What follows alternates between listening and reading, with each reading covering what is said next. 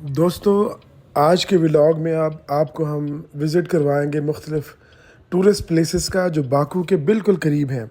Baku سے تھوڑا سا باہر نکلیں تو یہ پلیسز اویلیبل ہیں۔ اس وقت تو ہم باکو شہر کے اندر جو حیدر علی سینٹر ہے وہاں پہ جا رہے ہیں۔ یہ سینٹر جو ہے اس میں ایگزیبیشنز ہوتی ہیں اور بہت ساری ایسی ایکٹیویٹیز ہوتی ہیں۔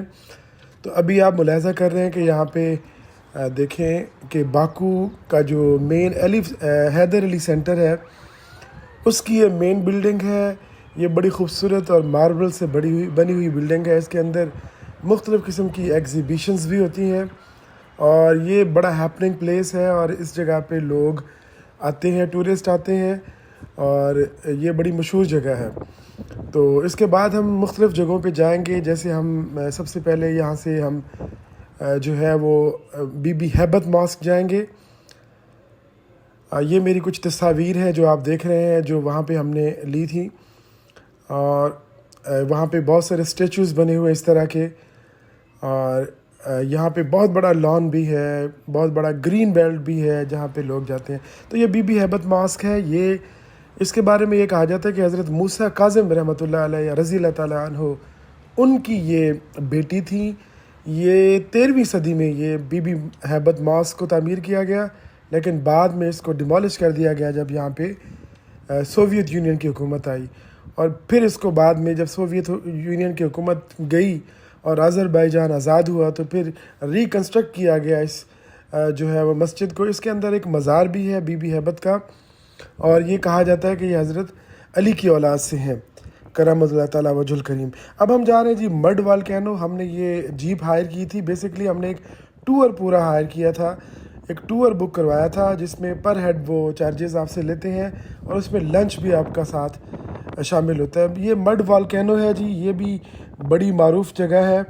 یہ بھی پہلے آپ کو جانا پڑتا ہے روڈ سے کسی ویگن پہ یا جو بھی آپ کو وہ لے کے جائیں، جو آپ بک کرواتے ہیں اپنا ٹور، تو اس کے بعد پھر آپ کو آگے آف روڈ جانا پڑتا ہے جس پہ آپ بس پہ جاتے ہیں، گاڑی پہ جاتے ہیں، کار پہ۔ اور کار بڑی جو ہے یہ پرانی کاریں ہیں لیکن یہ آپ کو وہاں پہ لے کے جاتی ہیں جی۔ اس وزٹ کے اگلے مرحلے میں ہم جی گوبستان اوپن میوزیم میں چلے گئے ہیں۔ یہاں پہ انسان ہزاروں سال پہلے رہتے تھے اور یہاں پہ بہت سارے پتھر ہیں، جیسے یہ آپ دیکھ رہے ہیں، اس میں سے آواز بھی آ رہی ہے اس پتھر میں سے۔ میں نے بھی ٹرائی کیا اس کو، جب اس کو آپ ہٹ کرتے ہیں تو یہاں سے ہالو قسم کی خالی آوازیں آتی ہیں۔ تو یہ جو ماؤنٹینز آپ دیکھ رہے ہیں یہاں، یہ تقریباً 5 سے 40 ہزار پرانی یہاں پہ ماؤنٹینز ہیں اور اوپن میوزیم ہے۔ یہ جو یہاں پہ آپ کو وزٹ کروایا جاتا ہے، بیسکلی یہ گائیڈڈ وزٹ ہوتا ہے جس میں آپ کو ہسٹری بھی بتائی جاتی ہے اور مختلف پہلوؤں سے آپ کو اس میوزیم کے بارے میں، اس کلچر کے بارے میں بتایا جاتا ہے۔ تو یہ بہت انٹرسٹنگ اور بہت اچھا ایک اپرچونٹی ہے وہاں کی ہسٹری کے بارے میں جاننے کی، آذربائیجان کی۔ تو یہ بھی بہت زیادہ انٹرسٹنگ ہے یہ۔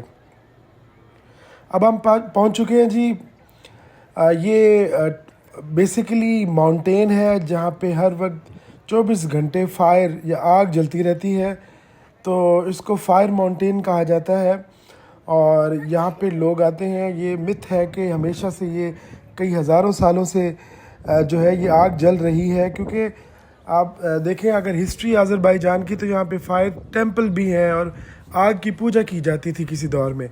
تو ابھی بھی وہ ساری نشانیاں موجود ہیں۔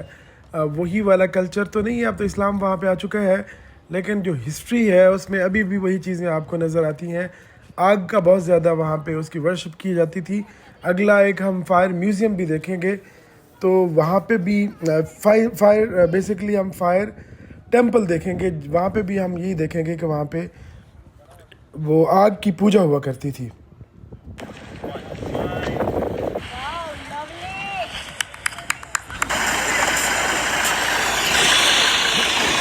یہ ہم پہنچ چکے ہیں جی فائر ٹیمپل پہ۔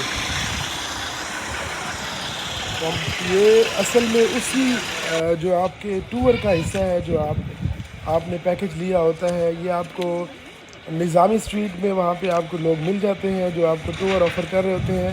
تو آپ وہاں پہ تھوڑا سا اگر ایکسپلور کریں اور دیکھیں تو آپ کو اچھی قیمت میں اچھی پرائس میں ٹور مل جاتا ہے۔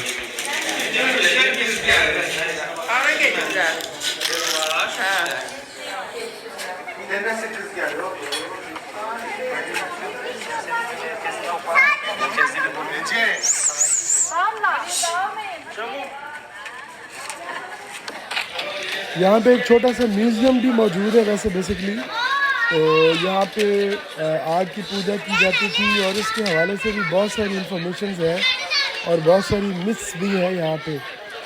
تو یہاں پہ بھی لوگ ٹورسٹ آتے ہیں دور دور سے، یہ بھی بڑی انٹرسٹنگ جگہ ہے۔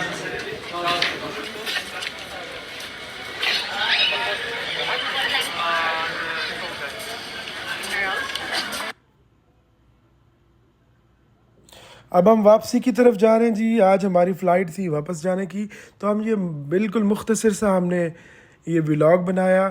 اب ہم ایئرپورٹ کی طرف جا رہے ہیں، آج ہم نے واپس جانا ہے، تو یہ بڑا شاندار ایک وزٹ تھا ہمارا، اور اس میں کافی پیکج آتے ہیں، آپ کو سستا ٹکٹ بھی مل جاتا ہے۔ اور آذربائیجان میرے خیال سے دبئی کے بعد اگر دبئی آپ نہ جائیں تو آذربائیجان چلے جائیں، تو بہت مطلب انٹرسٹنگ وہ آپ کا یہ ٹور رہے گا، اور یہ اکانومیکل بھی ہے، بہت زیادہ یہ مہنگا نہیں ہے، ایکسپینسو نہیں ہے، یہ تو ڈیپینڈ کرتا ہے آپ پہ، لیکن اگر آپ اس ٹور پہ جائیں تو آپ کو یہ زیادہ کاسٹلی نہیں پڑتا، تو یہ بہترین ٹور رہتا ہے۔ اور میرے خیال سے آپ اگر 3-4 دن کے لیے یا ایک ہفتے کے لیے بھی آ جائیں تو کافی ہے۔ تو بس یہ مختصر سا میں نے اپنا ولاگ آپ کے لیے اپلوڈ کیا، اس کو دیکھیں اور آپ کوشش کریں کہ آپ بھی وزٹ کریں آذربائیجان کا اور خصوصاً باکو کا۔